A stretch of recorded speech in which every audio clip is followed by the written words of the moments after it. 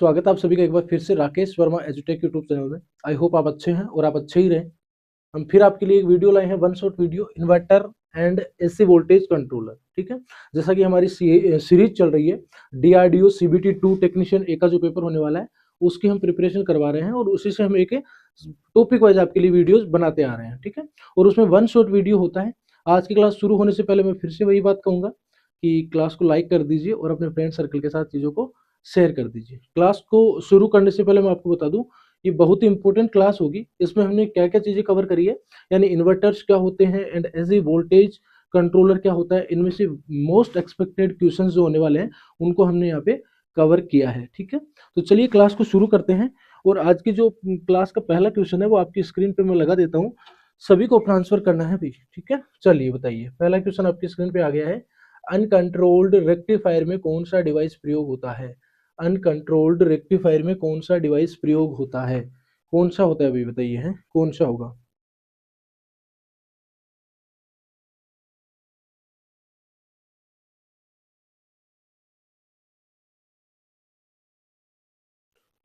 कौन सा हो जाएगा बताइए? अनकंट्रोल्ड रेक्टिफायर में कौन सा डिवाइस प्रयोग होता है? एससीआर बात कर रहे हैं वो? एससीआर होता है क्या? नहीं होता। क्यों नहीं होता? अनकंट्रोल्ड का मतलब समझो, देखो अनकंट्रोल्ड, ठीक है, यानी कि जिसको कंट्रोल नहीं किया जा सकता। ठीक है ना, नोट कंट्रोलेबल है ना, नोट कंट्रोलेबल। ठीक है, यानी कि जिसको कंट्रोल नहीं किया जा सकता, नोट कंट्रोलेबल। ठीक है, जिसको कंट्रोल या नियंत्रण हम नहीं कर सकते। और अब कंट्रोल किससे करते हैं? कंट्रोल किससे करते हैं भाई? कंट्रोल किससे करते हैं? कंट्रोल करते हैं हम गेट से। ठीक है ना, गेट से। एससीआर में क्या होता है आपका? एनोड के तोड़ गेट होता है। ठीक है, मोस्टफेट में भी गेट से कंट्रोल करते हैं। ठीक है, आईजीबीटी में भी हम क्या करते हैं? गेट से कंट्रोल करते हैं। तो राइट आंसर क्या हो जाएगा? अनकंट्रोल पूछा था कि निम्न में से या फिर which device is used in an uncontrolled rectifier, तो कौन सा हो जाएगा आपका? C is the right answer, D diode. ठीक है, C is the right answer, diode. ठीक है, चलिए अगला बताइए। हाफ वेव रेक्टिफायर की एफिशिएंसी लगभग कितनी होती है? देखो, हमने रेक्टिफायर, ठीक है, रेक्टिफायर हमारी सीरीज में आप देख लेना, रेक्टिफायर का वन शॉट वीडियो किया है कवर, उसमें है ना सारी चीजें आपको कंप्लीट करवाई है। ठीक है, रेक्टिफायर से रिलेटेड आपका जो भी क्वेश्चन बनेगा उस एक वन शॉट वीडियो के बाहर बन नहीं सकता। ठीक है ना, यानी कि जितने भी मोस्ट एक्सपेक्टेड क्वेश्चंस है जो रेक्टिफायर से बन सकते हैं वो हमने रेक्टिफायर वन शॉट वीडियो में हमने कवर करवा दिया है। ठीक है, इसको भी आप जाके अभी तक नहीं देखा है तो जरूर से देख ले। तो ये कह रहा है कि हाफ वेव रेक्टिफायर, ठीक है, हाफ वेव रेक्टिफायर की इफिशियंसी लगभग कितनी होती है? बताइए भाई, कितनी हो जाएगी? हाफ वेव रेक्टिफायर की जो इफिशियंसी है वो लगभग कितनी हो जाएगी बताइए, है कितनी हो जाएगी भाई? कितनी हो जाएगी? तो वो हो जाएगी आपकी 20% नहीं होती है। ठीक है, कितनी हो जाएगी? हाफ वेव की पूछिए तो ये तो आ गई आपका फुल वेव की। ठीक है, ये तो हो गई आपकी फुल वेव की, और हाफ की कितनी हो जाएगी?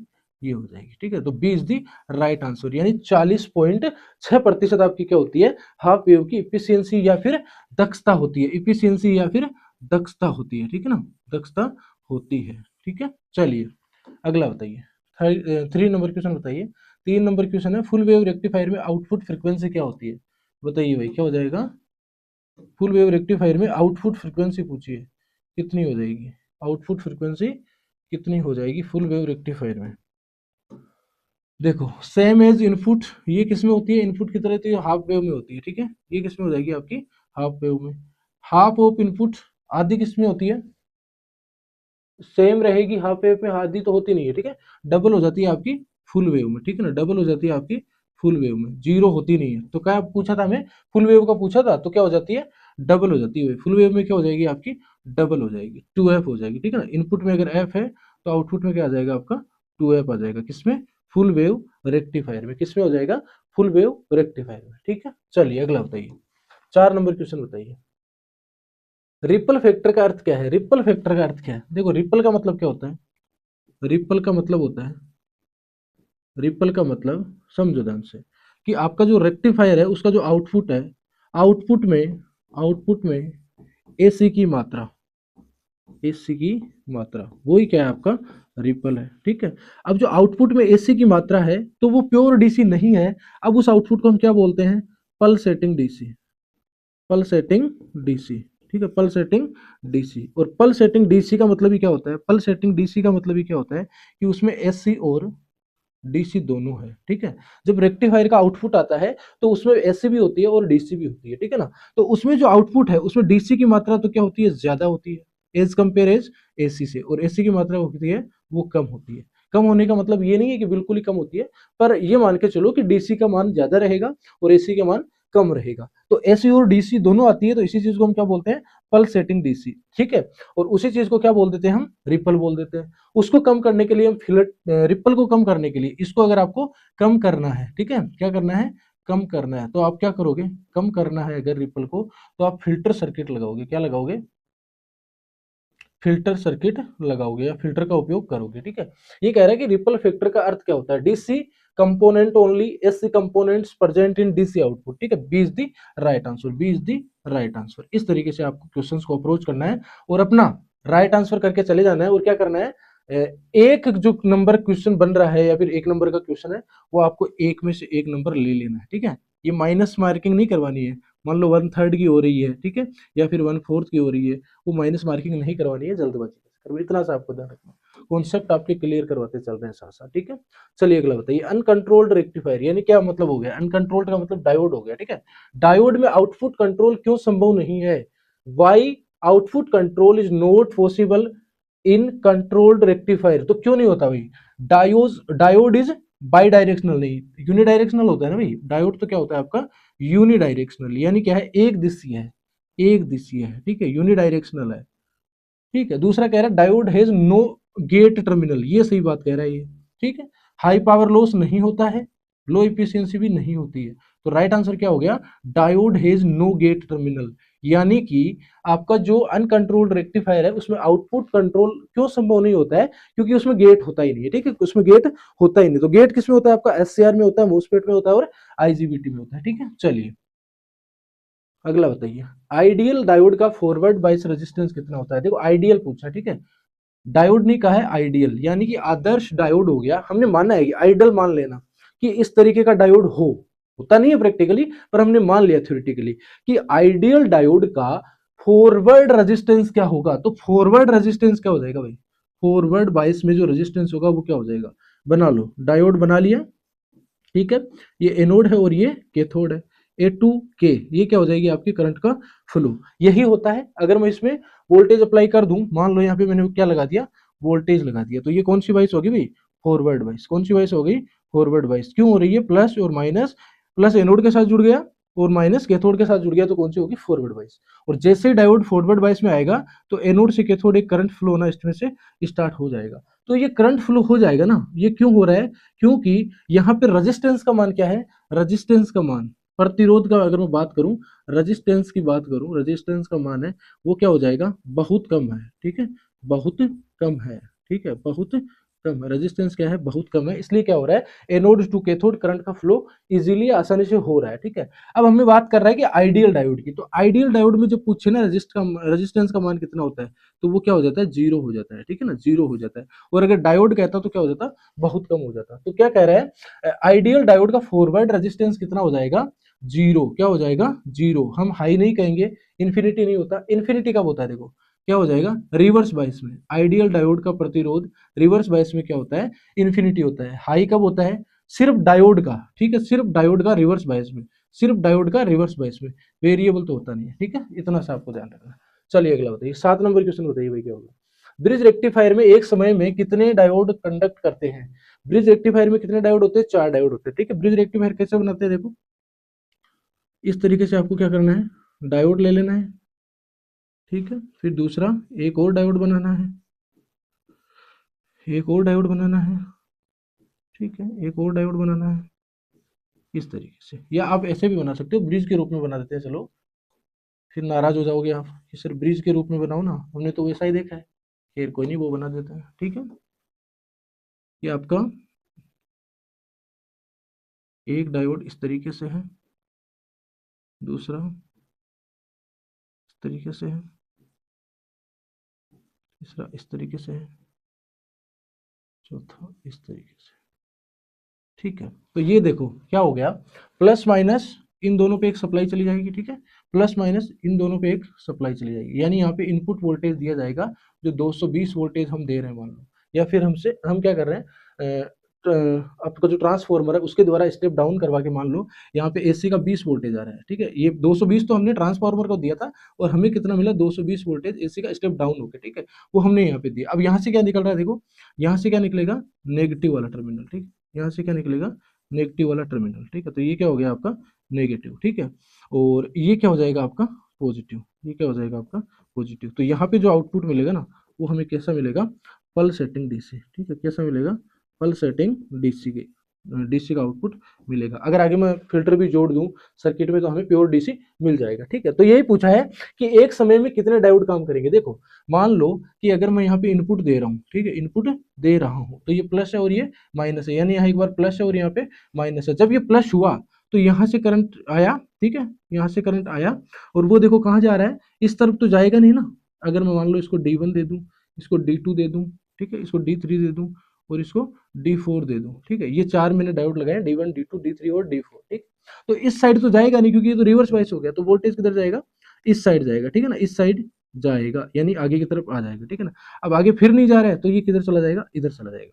चलो जी ठीक है, नेगेटिव वाले की बात कर रहे हैं, नेगेटिव वाला यहाँ आया, इधर जाएगा नहीं, इधर तो जाएगा नहीं क्योंकि ये फॉरवर्ड वाइस हो गया तो इधर जाएगा, ठीक है ना, ये इधर जाएगा, इधर जाएगा, आगे जाएगा, ठीक है, इसके थ्रू कहाँ चला गया, इधर आ गया, ठीक है। तो नेगेटिव इधर आ गया और पॉजिटिव इधर आ गया। तो कौन किसने काम किया भाई, D3 इसने तो काम किया नहीं है, ऊपर D1 ने काम किया नहीं है, तो कौन काम कर रहा है, D2 और D4, यानी एक मोमेंट में एक हाफ साइकिल में अगर प्लस वाली आ रही है उसमें तो D2 और कौन कर रहा है, एक तो D2 कर रहा है और एक कौन कर रहा है, D4 कर रहा है, D4 कर रहा है। फिर दूसरी हाफ साइकिल के लिए कौन करेगा, D3 या D1 और D3, ठीक है। तो मेरे कहने का मतलब ये है कि एक समय पर कितने डायोड काम करते हैं, तो एक समय पर कितने डायोड काम करेंगे, 2 डायोड ही काम करेंगे, चारों एक साथ नहीं करेंगे। B is the right answer, इतना सा कहना है इसका, ठीक है। चलिए अगला बताइए, रेक्टिफायर के बाद रिपल को कम करने के लिए किसका उपयोग, सॉरी कौन सा फिल्टर प्रयोग होता है, कौन सा होगा भाई, high pass filter, band pass filter, low pass filter, not required, जरूरत तो है, ठीक है ना, तो कौन सा हो जाएगा, लो पास फिल्टर, ठीक है ना, क्यों, क्योंकि लो फ्रीक्वेंसी है भाई, लो फ्रीक्वेंसी है, लो फ्रीक्वेंसी, ठीक है, फिर लो फ्रीक्वेंसी को पास करता है, को पास करता है, गुजारता है, पास करता है या फिर गुजारता है, ठीक है, इतना सा बात है और कुछ नहीं। चलिए अगला बताइए, 9th नंबर क्वेश्चन बताइए, हाफ वेव रेक्टिफायर का रिपल फैक्टर कितना होता है। हाफ वेव रेक्टिफायर का रिपल फैक्टर ज्यादा होता है। मेरे कहने का मतलब ये हो गया कि हाफ वेव जो रेक्टिफायर होता है उसमें क्या होता है, रिपल फैक्टर है या फिर रिपल जो होगा वो ज्यादा होगा as compare as full wave से, ठीक है ना। तो इसमें आपका हाफ वेव का पूछा है तो क्या हो जाएगा 1.21, ये किसका हो जाएगा आपका हाफ वेव रेक्टिफायर का, ठीक है ना। फुल का पूछे तो बता देना 0.482, ठीक है ना, ये किसका हो जाएगा आपका फुल वेव रेक्टिफायर, ठीक है। चलिए अगला बताइए, 10 नंबर क्वेश्चन, 10 नंबर क्वेश्चन बताइए भाई क्या होगा।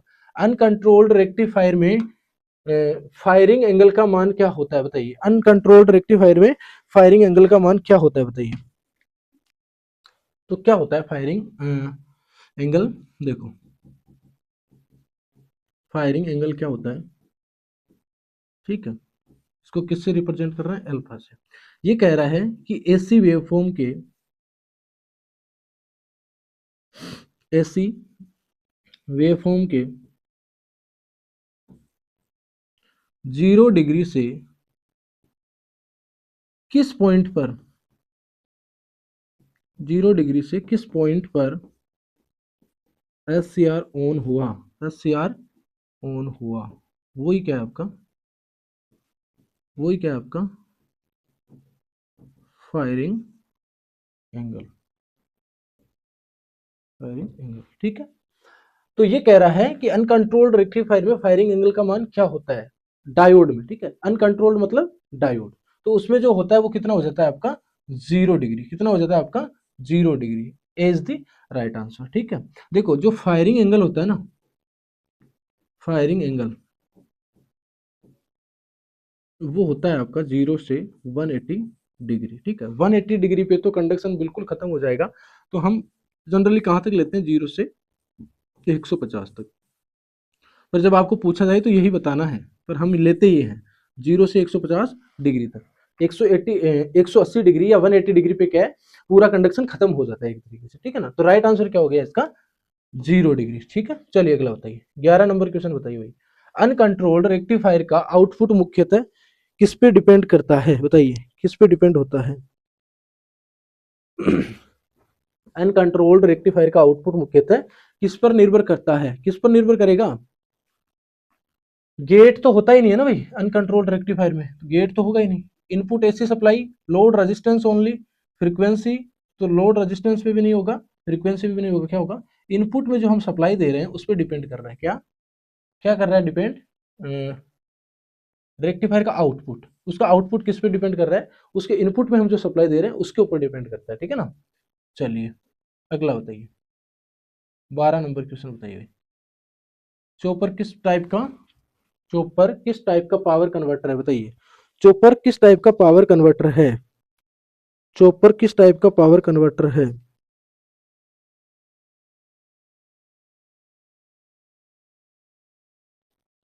बता दीजिए।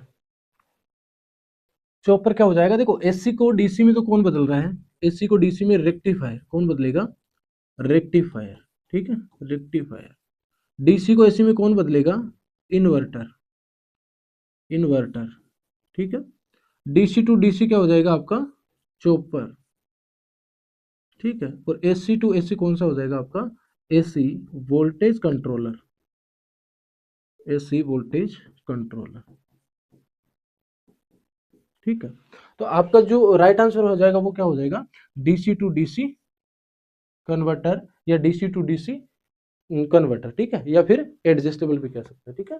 तो डीसी टू डीसी कन्वर्टर क्या कहलाता है आपका, चॉपर कहलाता है, ठीक है। चलिए अगला बताइए, चॉपर का मुख्य कार्य क्या होता है, what is the main function of a chopper is to, क्या होता है, change frequency, control DC voltage level, control AC to DC, नहीं कंट्रोल एसी टू डीसी होगा नहीं, चेंज फ्रीक्वेंसी होगा नहीं, रिड्यूस रिपल ओनली नहीं, ये तो फिल्टर करता है, तो राइट आंसर क्या हो जाएगा, B control DC voltage level, यानी कि डीसी का जो आउटपुट में वोल्टेज लेवल होगा उसको कंट्रोल करेगा, यानी कि मैं मान लो मेरे को बढ़ाना है या घटाना है, फॉर एग्जांपल इनपुट में देखो, इनपुट में मान लो कि 5 वोल्टेज डीसी का है, ठीक है ना, और मेरे को आउटपुट में लेना है मान लो 2 वोल्टेज डीसी का, तो मैं क्या किसका यूज करूंगा, मैं चॉपर का यूज करूंगा, ठीक है। अब किसका करूंगा वो भी सुन लो, अगर देखो मैं क्या कर रहा हूँ, ज्यादा से कम में जा रहा हूँ तो मैं किसका करूंगा, स्टेप डाउन, कौन से का करूंगा, स्टेप डाउन का करूंगा, स्टेप डाउन का करूंगा, ठीक है, स्टेप डाउन का करूंगा, ठीक है। इसको बोलते हैं बक कन्वर्टर, ये भी ध्यान रखना, क्या बोलते हैं इसको, बक कन्वर्टर, ठीक है।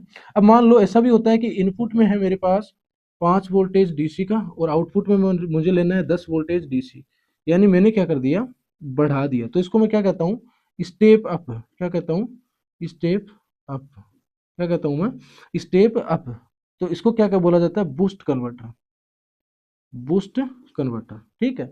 अब देखो ये कह रहा है कि स्टेप डाउन बक कन्वर्टर, इसमें क्या होता है, इनपुट, इनपुट क्या हो जाएगा, ग्रेटर देन किससे, वी इनपुट ग्रेटर देन होता है किससे, वी आउटपुट से, होता है कि नहीं होता है भाई, बड़ा है इनपुट आउटपुट छोटा है, इसमें क्या होता है बताइए, we input, we input less than किससे, वी आउटपुट से, ये भी चीज आपको ध्यान रखनी है, ठीक है। तो एक प्रकार का चॉपर तो हो गया आपका स्टेप डाउन और दूसरा हो गया आपका स्टेप अप, तीसरा भी लिख लो, एक तीसरा होता है, एक तीसरा होता है जिसको क्या बोलते हैं, बक बूस्ट, यानी दोनों, बक बूस्ट, ये क्या करेगा, इसमें क्या होगा, वी इनपुट वो क्या है, बड़ा भी है और छोटा भी है किससे, वी आउटपुट से, ठीक है।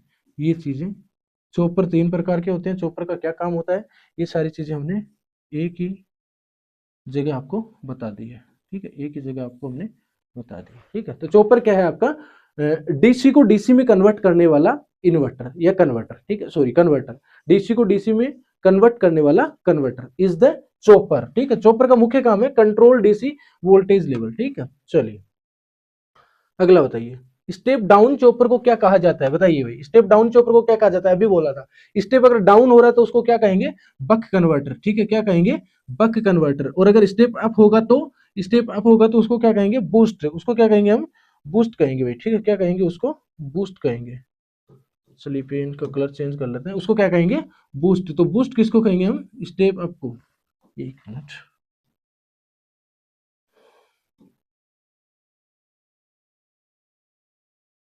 चलिए, तो उसको क्या कहेंगे हम, ये तो हो गया आपका बूस्ट है, तो कौन सा हो जाएगा, स्टेप अप।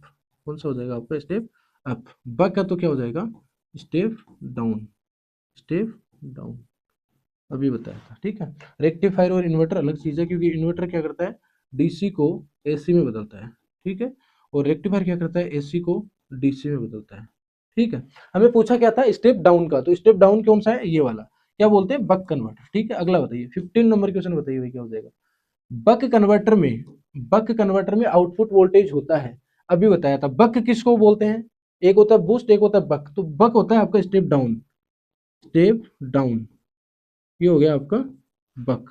यानी स्टेप डाउन का मतलब हो गया कि 10 वोल्टेज डीसी का इनपुट में था, आउटपुट में क्या मिलेगा, उससे कम। तो मान लिया हमने 2 वोल्ट डीसी का मिल रहा है, यानी कि ये इनपुट है और ये आउटपुट है। तो अब देख लो भाई कौन बड़ा होता है, इनपुट बड़ा होता है कि आउटपुट बड़ा होता है। पहला कहता है इक्वल टू इनपुट, क्या ये बराबर है, नहीं, ये बात तो गलत कह रहा है ये, ठीक है। फिर ये कह रहा है ग्रेटर देन इनपुट, यानी कि आउटपुट है वो बड़ा होता है, यानी कि आउटपुट क्या होगा, बड़ा होगा, आउटपुट बड़ा होगा, आउटपुट बड़ा होगा किससे, इनपुट से।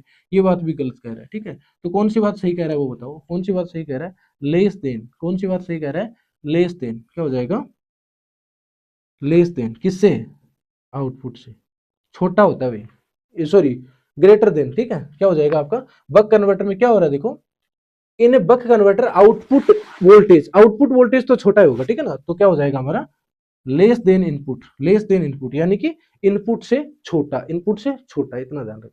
चलिए अगला बताइए 16 नंबर क्वेश्चन है, बूस्ट कन्वर्टर में आउटपुट वोल्टेज, अब बूस्ट में क्या हो जाएगा, इक्वल तो होगा नहीं, ग्रेटर देन हो जाएगा, ठीक है ना। क्या हो जाएगा, ग्रेटर देन, किसके कंपैरिजन कर रहा है, आउटपुट वोल्टेज पूछ रहा है कि आउटपुट वोल्टेज होगा क्या बूस्ट में, तो बूस्ट में तो ज्यादा हो जाता है आउटपुट वोल्टेज इनपुट से, तो इनपुट से क्या हो जाएगा, ग्रेटर देन इनपुट, ठीक। चलिए अगला बताइए 17 नंबर क्वेश्चन बताइए, चॉपर में आउटपुट वोल्टेज, चॉपर में आउटपुट वोल्टेज कंट्रोल किससे होता है, चॉपर में किससे होता है, तो चॉपर में किससे हो जाएगा आपका, ड्यूटी साइकिल से, किससे हो जाएगा आपका, ड्यूटी साइकिल से, ठीक है ना।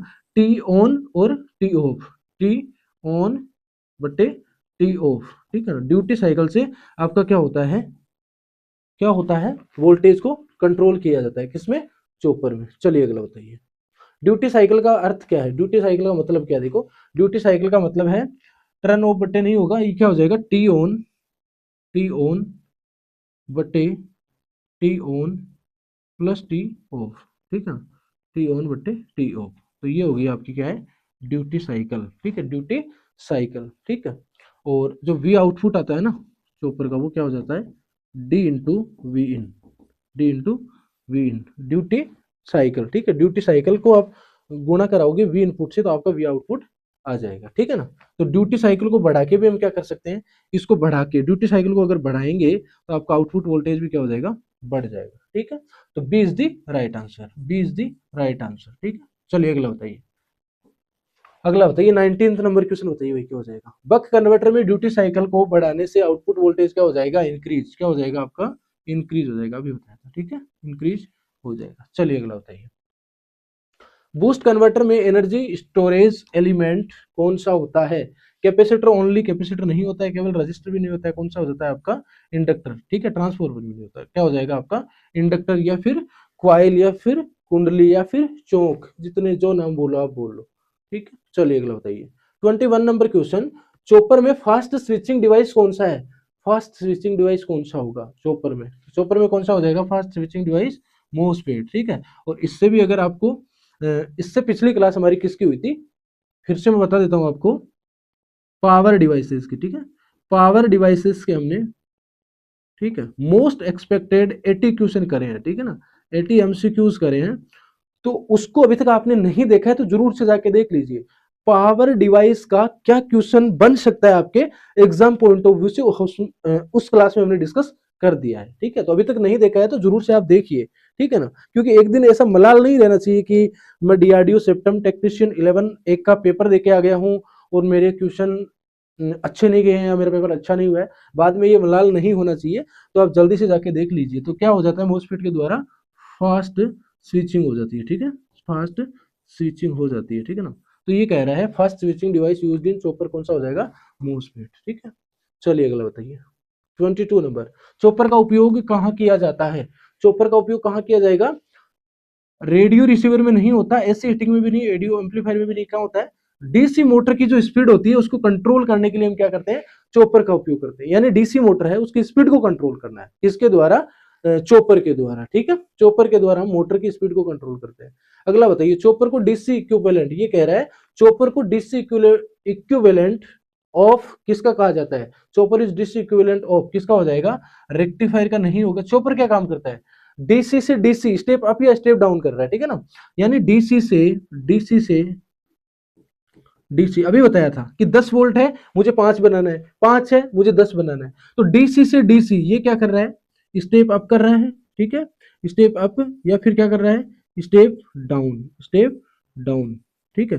तो इक्विवेलेंट मतलब उसके जैसा और कौन काम कर रहा है, रेक्टिफायर तो नहीं करता ना, रेक्टिफायर का तो काम है एसी को डीसी में बदलना, स्टेप अप स्टेप डाउन करता नहीं है। इन्वर्टर का काम है डीसी को एसी में बदलना, ठीक है। तो ट्रांसफॉर्मर करेगा, ऑसिलेटर का काम है ऑसिलेशन करना, ठीक है ना, क्या हो जाएगा, ओसिलेशन करना, ओसिलेशन करना, ठीक है, ओसिलेशन करना। तो transformer is the right answer. Transformer भी क्या करता है, एसी से एसी, क्या करता है, एसी से एसी, एसी से एसी क्या करेगा, एसी से एसी क्या करेगा, स्टेप स्टेप अप और स्टेप डाउन, ठीक है, स्टेप डाउन, इस तरीके से। क्योंकि ट्रांसफॉर्मर का भी यही काम होता है ना भाई, तो एसी वोल्टेज को क्या करेगा, या तो स्टेप अप करेगा या फिर स्टेप डाउन करेगा, ठीक है। तो हमारा राइट आंसर क्या हो गया इसमें, किसके इक्विवेलेंट है, चॉपर, ट्रांसफॉर्मर के इक्विवेलेंट है। चलिए अगला बताइए 24 नंबर क्वेश्चन, चॉपर में आउटपुट स्मूथ करने के लिए क्या लगाया जाता है, स्मूथ अगर आउटपुट करना है आपको तो फिल्टर लगाओगे, क्या लगाओगे, फिल्टर। अगर आउटपुट को आपको स्मूथ करना है, स्मूथ का मतलब उसमें थोड़ा बहुत भी फ्लक्चुएशन ना रहे, रिपल ना रहे, तो क्या हो जाएगा आपका आउटपुट अच्छा आएगा, तो किसके द्वारा, वो फिल्टर के द्वारा, ठीक है। अगला बताइए, चॉपर में स्विचिंग लॉसेस किस कारण होती है, स्विचिंग लॉसेस, चॉपर में जब स्विचिंग होती है तो वहां पे स्विचिंग लॉसेस किस कारण होती है, किस कारण होगी, जब ऑन ऑफ स्विचिंग होगी, ठीक है ना, ऑन ऑफ जब होता है, स्विचिंग करते हैं ऑन ऑफ करते हैं, तो उसके कारण क्या है, स्विचिंग लॉसेज होता है, नाम से ही पता लग रहा है, ठीक है ना। जब आप ऑन और ऑफ कर रहे हो तो उसमें क्या है, स्विचिंग लॉसेज हो रहा है। स्विचिंग लॉसेज का मतलब क्या हो गया, कि उसमें टाइम किल हो रहा है, या यूं कह लीजिए वहां पे थोड़ा सा लॉस हो रहा है, स्विच में लॉस हो रहा है, ठीक है ना। स्विचिंग कंडीशन होगी ना भाई, ऑन से ऑफ में जा रहे हैं, ऑफ से ऑन जा रहे हैं, ठीक है ना, तो उसमें लॉसेज हो रहा है, तो वो क्या है आपका ऑन ऑफ स्विचिंग में लॉसेज होता है, स्विचिंग लॉसेज, ठीक है, ऑन ऑफ स्विचिंग के कारण। चलिए अगला बताइए 26 नंबर क्वेश्चन, चॉपर का मोस्ट कॉमन कंट्रोल टेक्निक कौन सा है, कौन सा हो जाएगा आपका, वोल्टेज कंट्रोल नहीं होता है, फ्रीक्वेंसी कंट्रोल नहीं होगा, पीडब्ल्यूएम, ठीक है, पीडब्ल्यूएम पूरा नाम लिख लीजिए पीडब्ल्यूएम का, क्या हो जाएगा, pulse width modulation, pulse width modulation, PWM technique द्वारा क्या करते हैं हम, चॉपर का मोस्ट कॉमन कंट्रोल टेक्निक कौन सी है आपकी, पीडब्ल्यूएम या फिर pulse width modulation, pulse width modulation. Chopper में फ्री व्हीलिंग डायोड, अब देखो फ्री व्हीलिंग डायोड का काम है प्रोटेक्शन देना, लास्ट क्लास में हमने अच्छे से कवर करवाया है कि फ्री व्हीलिंग डायोड होता क्या है, उसके क्या क्या काम होते हैं। Free wheeling diode is the very much component, ठीक है, या डिवाइस, उससे भी बहुत सारे इंपॉर्टेंट एमसीक्यूज आते हैं, ठीक है। तो ये कह रहा है कि free wheeling diode is to increase voltage नहीं, रिड्यूस फ्रीक्वेंसी नहीं, protect switch and maintain current continuity, ठीक है। तो क्या करेगा ये, प्रोटेक्ट करेगा स्विच को और मेंटेन करेगा किसको, करंट की जो कंटिन्यूटी है, धारा की जो निरंतरता है उसको क्या करेगा, ये मेंटेन करके रखेगा, ठीक है। चलिए अगला बताइए 28 नंबर क्वेश्चन है, इन्वर्टर किस टाइप का पावर कन्वर्टर है, इन्वर्टर किस टाइप का पावर कन्वर्टर है, इन्वर्टर क्या करता है, इन्वर्टर करता है डीसी को एसी में, डीसी को एसी में, तो कहीं दिख रहा है आपको, डीसी को एसी में, एसी को डीसी में कौन करता है, रेक्टिफायर, कौन करता है आपका, रेक्टिफायर, ठीक है। डीसी को डीसी में कौन करता है, चॉपर, कौन करता है, चॉपर, लिख लेना भाई साथ साथ है। और एसी को एसी में कौन करता है, voltage, AC voltage, AC AC voltage controller, कौन करता है, एसी वोल्टेज कंट्रोलर, ठीक है ना, ऐसे याद रखना है आपको। तो ये कौन करेगा, डीसी को एसी में, इन्वर्टर, इन्वर्टर, ठीक है। चलिए अगला बताइए 29 नंबर क्वेश्चन बताइए भाई, स्क्वायर वेव इन्वर्टर में हार्मोनिक्स का स्तर कैसा होता है, जो आपका स्क्वायर वेव इन्वर्टर होता है, यानी ऐसा इन्वर्टर जो आउटपुट में स्क्वायर वेव दे रहा है, तो उसमें क्या है, हार्मोनिक्स का स्तर, हार्मोनिक एक डिस्टोर्शन है, ठीक है ना, तो उसका स्तर कैसा होता है, वो होता है आपका हाई, ठीक है ना, क्या होता है, हाई होता है भाई, वेरी लो नहीं होता, जीरो नहीं होता, नेग्लिजिबल भी नहीं होता, ये तो बिल्कुल ना के बराबर कह रहा है, ठीक है, जीरो भी नहीं होता, वेरी लो भी नहीं होता, क्या हो जाएगा इसमें, हाई होता है। जो आपका स्क्वायर वेव इन्वर्टर है उसमें हार्मोनिक्स या डिस्टोर्शन बहुत ज्यादा होता है, या हाई होता है, ठीक है ना, हाई होता है, उच्च होता है, अधिक होता है। अगला है single phase square wave inverter में सामान्यतः कितने स्विच होते हैं? तो कितने स्विच होंगे भाई? Number off switch in a single phase square wave inverter, तो उसमें कितने स्विच होते हैं? याद रखना 4 स्विच होते हैं, ठीक है। स्विच 1, स्विच 2, स्विच 3 और स्विच 4, 4 स्विच होते हैं, ठीक है। चलिए अगला बताइए। अगला है 31 नंबर, इन्वर्टर की आउटपुट फ्रीक्वेंसी किस पे निर्भर करती है? जो आपका इन्वर्टर होता है उसकी जो आउटपुट फ्रीक्वेंसी है वो किस पे डिपेंड कर रही है? देखो देखिए, वो आपकी कर रही है डीसी इनपुट वोल्टेज पे नहीं होता है, लोड पे भी नहीं होगी, वो किस पे होगी? स्विचिंग की जो फ्रीक्वेंसी है, उसको जो स्विच करवाया उस टाइम पे जो फ्रीक्वेंसी थी वही उसकी क्या हो जाएगी? आपकी आउटपुट की फ्रीक्वेंसी। इतना सा आपको ध्यान रखना। सी इज द राइट आंसर। चलिए अगला बताइए, 32 नंबर क्वेश्चन बताइए, इन्वर्टर में डेड टाइम क्यों दिया जाता है? इन्वर्टर में डेड टाइम क्यों दिया जाता है? Increase voltage, reduce ripple, avoid short circuit, increase frequency. तो क्या हो जाएगा आपका? इन्वर्टर में जो डेड टाइम दिया जाता है वो क्यों दिया जाता है? अवॉइड शॉर्ट सर्किट, ठीक है। एससीआर और आईजीबीटी को थोड़ा सा टाइम मिल जाए, दोनों को गैप मिल जाए, तो क्या होगा? उससे आईजीबीटी सुरक्षित भी रहेगा, शॉर्ट सर्किट भी नहीं होगा। अदरवाइज तो आपका जो डीसी सोर्स है वो क्या हो जाएगा? शॉर्ट हो जाएगा। तो अवॉइड शॉर्ट सर्किट, उसको हटाने के लिए, उससे बचाने के लिए, उसको दूर करने के लिए हमें क्या करते हैं? डेड टाइम दिया जाता है, ठीक है ना। डेड टाइम दिया जाता है किसमें? इन्वर्टर में, ठीक है। याद रखना भाई, इन्वर्टर में आउटपुट वोल्टेज कंट्रोल किससे किया जाता है? ठीक है, वेरी मच इंपॉर्टेंट, ठीक है। 3 स्टार लगा लो या 2 स्टार लगा लो, ठीक है, बहुत इंपॉर्टेंट क्वेश्चन है। इन्वर्टर में आउटपुट वोल्टेज कंट्रोल किसके द्वारा किया जाता है? ट्रांसफॉर्मर ओनली नहीं होगा, लोड नहीं होगा, फिल्टर भी नहीं होगा, क्या हो जाएगा? पीडब्ल्यूएम स्विचिंग कंट्रोल, ठीक है। पीडब्ल्यूएम टेक्निक या फिर पीडब्ल्यूएम स्विचिंग कंट्रोल के द्वारा क्या किया जाता है? आउटपुट वोल्टेज कंट्रोल किया जाता है, किसका? इन्वर्टर का, ठीक है। चलिए अगला बताइए, स्क्वायर वेव इन्वर्टर में फिल्टर का उपयोग क्यों किया जाता है? Why is a filter used in square wave inverter? क्यों किया जाता है भाई? स्क्वायर वेव इन्वर्टर में फिल्टर का उपयोग क्यों किया जाएगा? फिल्टर क्या करता है? पहले तो ये देखो कि आपका जो स्क्वायर वेव इन्वर्टर है उसमें हार्मोनिक्स, क्या? हार्मोनिक्स, जिसको डिस्टोर्शन बोल रहे हैं, वो क्या होती है? बहुत ज्यादा होती है। क्या होती है भाई? हार्मोनिक्स बहुत ज्यादा होती है, ठीक है, बहुत ज्यादा होगी। तो हम फिल्टर लगा रहे हैं तो वो हार्मोनिक्स बहुत ज्यादा है, तो उसको क्या कर देगा? फिल्टर लगा लेंगे। मान लो हमने क्या लगा लिया? फिल्टर लगा लिया, तो अब हार्मोनिक्स है वो क्या हो जाएगी?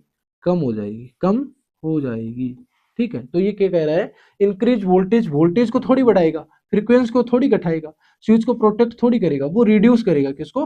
हार्मोनिक्स या जो डिस्टोर्शन था उसमें, उसको रिड्यूस करेगा या घटाएगा, ठीक है। 35 number question, square wave inverter में इफिशियंसी सामान्यतः कैसी होती है? Efficiency of square wave inverter is generally कैसी होगी? दक्षता कितनी होती है? कैसी होती है बताइए भाई, दक्षता कैसी हो जाएगी बताइए।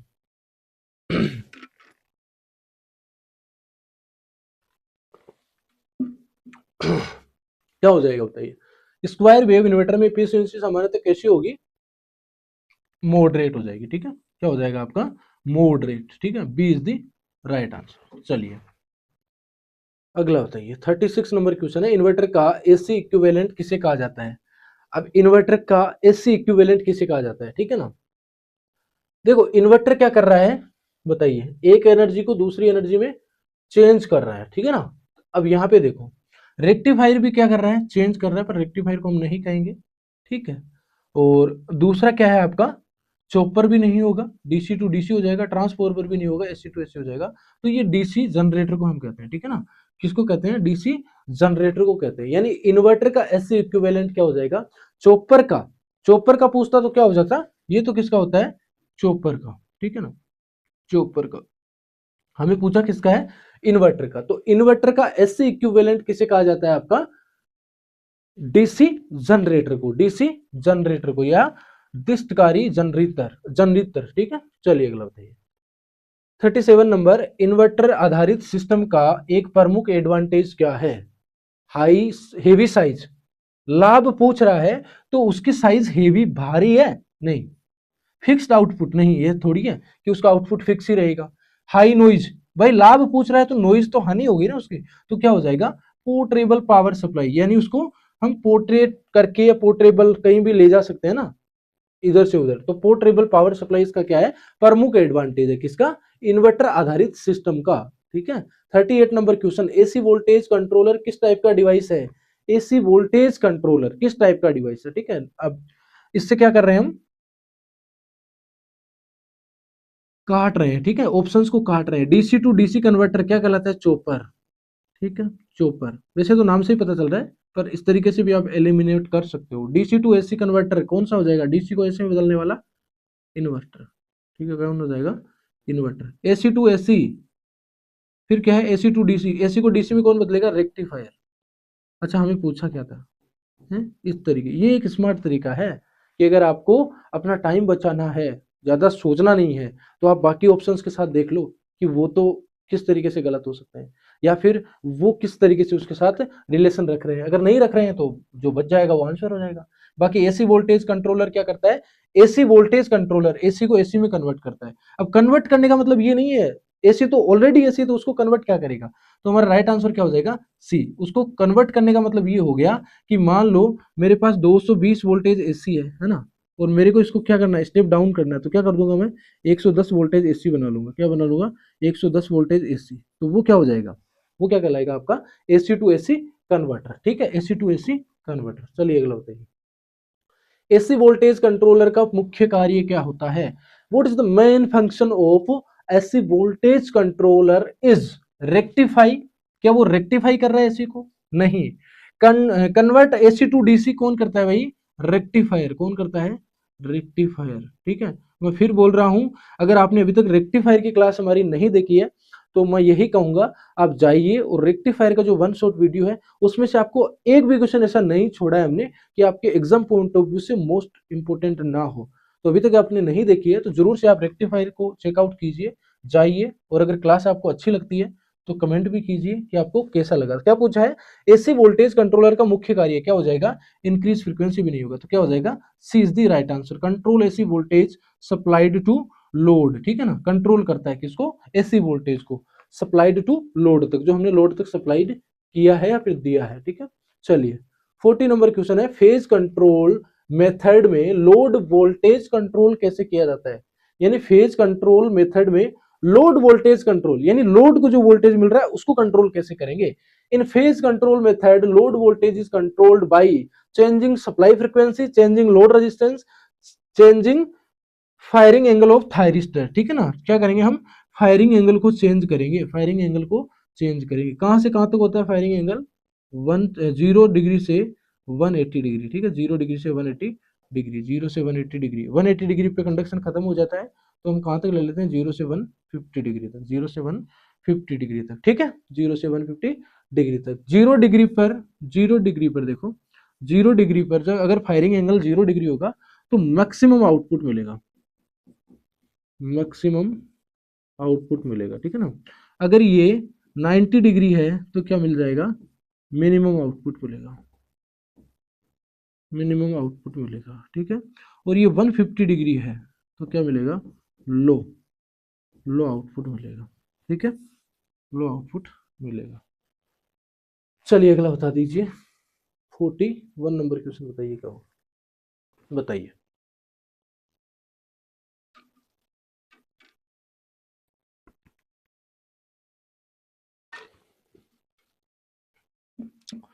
41 बताइए भाई क्या होगा। कॉमनली यूज्ड डिवाइस इन AC voltage controller, AC voltage controller में कौन सी डिवाइस यूज की जाती है, कौन सी की जाएगी, एससीआर और ट्राइक, ठीक है, एससीआर और ट्राइक का यूज किया जाता है, ठीक है, याद रखना भाई, एससीआर और ट्राइक का यूज किया जाता है किसमें, एसी वोल्टेज कंट्रोलर में, ठीक है ना। एसी वोल्टेज कंट्रोलर का मतलब क्या है कि एसी के वोल्टेज को कंट्रोल करना, और कंट्रोल करने का मतलब क्या है कि अगर आपको 220 वोल्टेज से 110 वोल्टेज चाहिए, ठीक है, या फिर आपको 110 से 220 चाहिए, तो उसको कहते हैं एसी के वोल्टेज को कंट्रोल करना। तो ये क्या होता है, एसी टू एसी होता है, ठीक है ना, एसी टू एसी होता है, जिसको क्या बोल रहे हैं हम, एसी वोल्टेज कंट्रोलर। और क्या कंपोनेंट लगे हैं इसमें, कौन सी डिवाइस यूज होती है इसमें, एससीआर और ट्राइक, ठीक है। चलिए अगला बताइए, 42 नंबर क्वेश्चन है, single phase AC voltage, sorry हाँ, single phase AC voltage controller में कितने एससीआर और ट्राइक लगे होते हैं, तो कितने होते हैं, कितने होते हैं आपके, 2 से 4, ठीक है ना। 2 से 4 क्यों बोल रहे हैं, क्योंकि 2 तो एससीआर लगे होते हैं और एक ट्राइक लगा होता है, ठीक है ना, एक ट्राइक लगा होता है, ठीक है। तो हम 2 नहीं कह सकते, 1 भी नहीं कह सकते, 6 भी नहीं कहेंगे, तो क्या कहेंगे, 2 से 4, 2 से 4, सी इज द राइट आंसर, ठीक है। चलिए अगला बताइए, फेज कंट्रोल मेथड का मुख्य लाभ क्या है? What is the main advantage of phase controlled method? High frequency, smooth voltage control, no harmonics, low cost. तो ये तो सभी सही लग रहे हैं कि फ्रीक्वेंसी एडवांटेज पूछा है तो हाई फ्रीक्वेंसी भी ठीक कह रहे हो सर आप, ठीक है। दूसरा है नो स्मूथ वोल्टेज कंट्रोल, इससे क्या हो जाता है आपका वोल्टेज स्मूथली हम कंट्रोल कर पाते हैं। No harmonics, low cost. तो देखो फेज कंट्रोल मेथड में क्या होता है आपका हार्मोनिक्स नहीं होती है, ठीक है ना, नो हार्मोनिक्स, ठीक है ना, नो हार्मोनिक्स। चलिए अगला बताइए 44 नंबर क्वेश्चन बताइए। 44 नंबर क्वेश्चन बताइए 44 क्या हो जाएगा? 44 क्या हो जाएगा?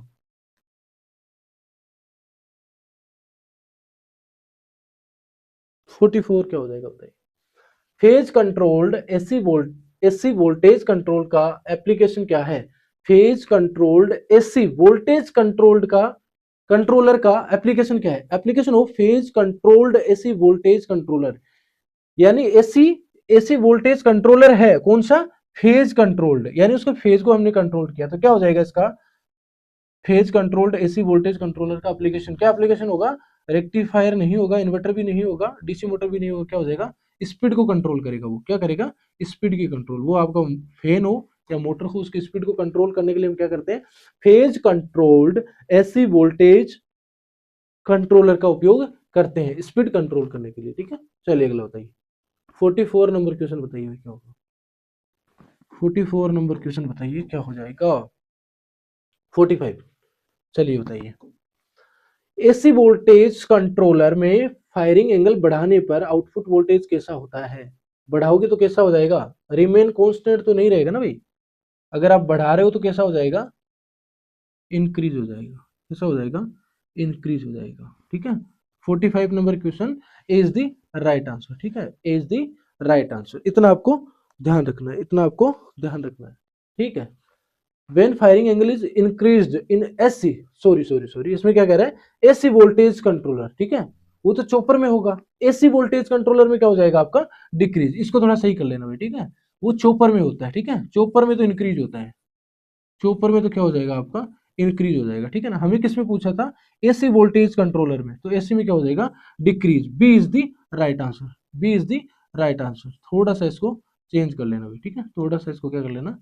चेंज कर लेना। B is the right answer, ठीक है, B is the right answer. Decrease हो जाएगा, ठीक है ना, डिक्रीज हो जाएगा। चलिए अगला बताइए phase controller phase control method में हार्मोनिक्स कंटेंट किससे बढ़ता है? In phase control method harmonics content increase due to, किसके कारण बढ़ेगा? Sudden switching off thyristor. अगर आपने अचानक से स्विचिंग कर दी है किसकी? थायरिस्टर। और थायरिस्टर क्या है आपका? आईजीबीटी या फिर एससीआर, आईजीबीटी या फिर एससीआर, ठीक है। आईजीबीटी का पूरा नाम क्या होता है? एससीआर का पूरा नाम क्या होता है? मैं आपको बता रहा हूं, इससे जस्ट पिछली क्लास हमारी पावर सेमीकंडक्टर डिवाइस की हुई है, उसमें जीटीओ क्या होता है, पावर डायोड क्या होता है, एससीआर क्या होता है, आईजीबीटी क्या होता है, मोसफेट क्या होता है, सारी चीजों को हमने डिस्कस कर दिया है। 80 क्वेश्चन की क्लास है वो, ठीक है, 80 क्वेश्चन हमने कवर किए हैं और सारे के सारे आपके एक भी क्वेश्चन हम आपका गलत नहीं होने देंगे, ठीक है ना। इस लेवल का कंटेंट आपके साथ डिलीवर कर रहे हैं। चलिए अगला बताइए 47 number question AC voltage controller किस टाइप के लोड के लिए उपयुक्त नहीं है? कौन से के लिए नहीं है?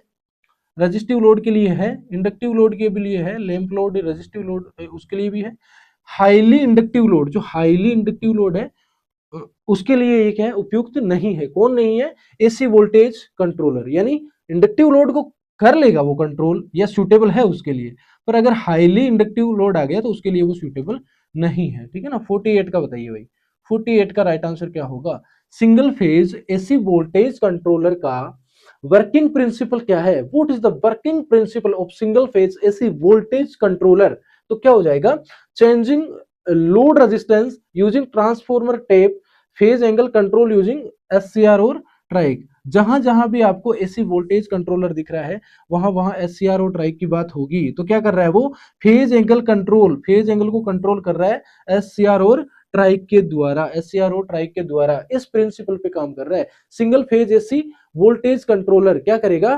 फेज एंगल कंट्रोल करेगा किसके द्वारा? एससीआर और ट्राइक के द्वारा। सी इज द राइट आंसर। चलिए अगला बताइए 49 नंबर क्वेश्चन बताइए एसी वोल्टेज कंट्रोलर में ऑन और ऑफ रेशियो किससे निर्धारित होता है? किससे निर्धारित होगा भाई, किससे हो जाएगा आपका, फायरिंग एंगल से। किससे हो जाएगा आपका, फायरिंग एंगल से, फायरिंग एंगल से, ठीक है। 49 में क्या हो जाएगा, फायरिंग एंगल। ऑन और ऑफ जो रेशियो होगा वो फायरिंग एंगल से ही क्या होगा, निर्धारित होगा। अगला बताइए,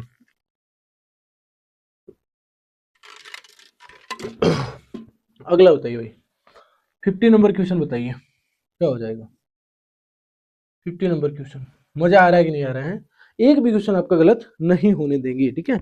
50 नंबर क्वेश्चन बताइए क्या हो जाएगा। 50 number question, phase controlled AC voltage control में, कंट्रोलर में पावर फैक्टर पर क्या प्रभाव पड़ता है। Phase controlled AC voltage controller में पावर फैक्टर पर क्या प्रभाव पड़ेगा। In phase controlled AC voltage controller power factor improve, remain same, decrease, घट जाएगा भाई, क्या हो जाएगा, घट जाएगा, ठीक है ना। पावर फैक्टर क्या होता है, घट जाता है, किसका, phase controlled AC voltage controller में पावर फैक्टर क्या होता है, घट जाता है, ठीक है। चलिए अगला बताइए, 51 नंबर क्वेश्चन, ये तो बता दो है, कमेंट कर दो यार, कितना हो जाएगा, बार बार बताया था अभी। फायरिंग एंगल अल्फा का मान कहाँ तक होता है, रेंज बताई थी ना, 0 से 180 डिग्री, 0 से 180 डिग्री। 180 डिग्री पे कंडक्शन एकदम नेग्लेजेबल या खत्म सा ही हो जाता है, ठीक है ना। तब हम क्या मान लेते हैं, 0 से 150 डिग्री, 150 डिग्री, ठीक है ना, 150 डिग्री, उसके बाद खत्म होना स्टार्ट हो रहा है, ठीक है ना, कंडक्शन बिल्कुल 0 पे जाना स्टार्ट हो रहा है, ठीक है। चलिए बताइए, अगला है, एसी वोल्टेज कंट्रोलर में ट्राइक किस प्रकार के लोड के लिए उपयुक्त है। किसके लिए उपयुक्त है, triac in AC voltage controller is suitable for, DC load के लिए नहीं है, ठीक है, एमजी सेट के लिए, ट्रांसफॉर्मर के लिए नहीं, क्या हो जाएगा आपका, AC resistive small inductive load, यानी कि जो एसी का रजिस्टिव लोड है और स्मॉल किसका है, इंडक्टिव लोड, उन दोनों के लिए क्या है, ये सुटेबल है, सुटेबल है, ठीक है, वोल्टेज कंट्रोलर, ठीक है, triac in AC voltage controller, यानी ट्राइक में एसी एसी वोल्टेज कंट्रोलर में ट्राइक किस प्रकार के लोड की, ट्राइक किस प्रकार के लोड को हैंडल कर सकता है, एसी रजिस्टिव और स्मॉल इंडक्टिव लोड के रूप में, ठीक है। चलिए 53 नंबर क्वेश्चन बताइए, 53 नंबर क्वेश्चन क्या हो जाएगा, सेकंड लास्ट क्वेश्चन आज के क्लास का, phase controlled AC voltage controller में इफिशियंसी मुख्यतः किस पर निर्भर करती है बताना, ठीक है, ये आपके लिए होमवर्क रहेगा, ठीक है। 53 नंबर क्वेश्चन का राइट आंसर क्या होगा, कमेंट करना है आपको, ठीक है, और 54 का राइट आंसर क्या होगा उसको भी आपको कमेंट करना है, ठीक है। ये आप दो क्वेश्चन आपके लिए होमवर्क रहेंगे। 54 नंबर क्वेश्चन मैं यहाँ पे लगा देता हूँ, ये कह रहा है कि फेज कंट्रोल मेथड का सबसे बड़ा डिसएडवांटेज, हानि क्या है। और अभी तक आपने आपकी एक कमी नहीं बताई है भाई, है, लास्ट क्लास में मैंने बोला था कि आपकी एक कमी बताइए, जैसे इस क्वेश्चन में भी पूछा है कि मेजर डिसएडवांटेज, एक मुख्य बड़ी कमी क्या है, बड़ी कमी क्या है किसकी, फेज कंट्रोलर मेथड की। जो भी आंसर होगा ये भी क्या है आपको कमेंट में लिखना है, ये भी क्या है आपके लिए होमवर्क है। यानी 53 का राइट आंसर क्या होगा कमेंट कीजिए, और 54 का राइट आंसर क्या होगा कमेंट कीजिए, ठीक है ना, कमेंट करना है आपको, ठीक है। चलिए